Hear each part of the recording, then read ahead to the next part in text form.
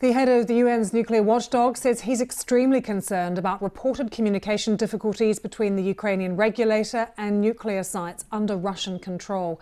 Rafael Grossi said the Ukrainian authorities were having trouble contacting staff at the Zaporizhzhia nuclear plant, the biggest in Europe. A relative of someone who works inside the Chernobyl nuclear plant has spoken to the BBC. Now, you'll know that facility was taken over by Russian forces over a week ago. We have called her Valerie. It's not her real name, but we want to protect her identity, and she described the situation there. The conditions are kind of concerning right now. They're fed only once a day. It's like very simple and poor food. They can't sleep normally because, first of all, they have to work basically 24/7 because they have to keep maintaining the plant working properly. Almost all their moves are controlled. I mean, they're not interrupted if they're working, but they can't move freely. They just always have to be convoyed by the Russian army. I've been speaking to Laura Rockwood. She's a director at Open Nuclear Network, an advisory group which seeks to reduce the risk that nuclear weapons are used in error, particularly in an escalating conflict. And she gave me her reaction to these latest developments. It's very troubling. And the most troubling part of it is that apparently the staff at the reactor facilities are now subject to seeking prior approval from the Russian commander at the location before they can take any action. What's troubling is we have no idea what kind of nuclear expertise this commander has. And if something should happen that requires immediate handling by the staff and they're required to go through the Russian commander, it could get very complicated. When you say that, Laura, what is your concern? I mean, what could happen potentially?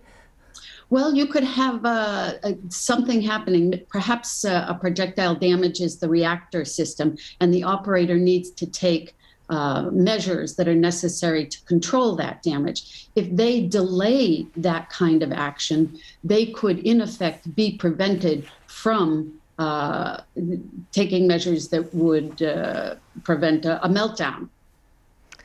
I mentioned that the Zaporizhzhia plant, Laura, is the biggest in Europe. Can you give us a bit more of an idea of how big it is and exactly what happens there? How many staff would be working on site usually?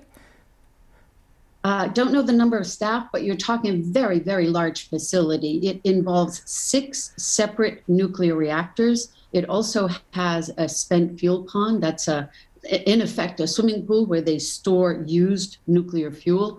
And they also have a separate storage where they put used fuel that they consider dry storage.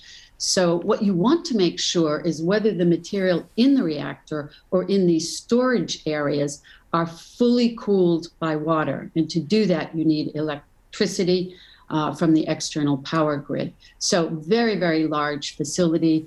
Indeed, Ukraine's nuclear power is 54% of its electrical grid. So if the electricity were to go out, let alone whether there were a catastrophe, this could be very bad for the people of Ukraine. Is there any chance of getting IAEA inspectors or people in there to see what's going on? That remains to be seen. Rafael Grossi has offered to convene a discussion between the Russians and the Ukrainians with a view to developing a framework to prevent some of these activities threatening the nuclear power plants. Thus far, there hasn't been an agreement to do that. I think the Russian response initially was that this might be useful. So we'll have to wait and see. I would expect some sort of decision being taken in the next couple of days. Clearly, it is for Ukraine to control its own nuclear facilities, but if it's being impeded to do so by the Russians, then clearly the Russians would have to be engaged in that discussion as well. Laura, there is so much concern over the nuclear issue, not just what is happening at the power plants, but nuclear weapons as well, the fact that President Putin has raised the threat. Do you know if Western agencies in any way have noticed any changes, anything that people should be worried about?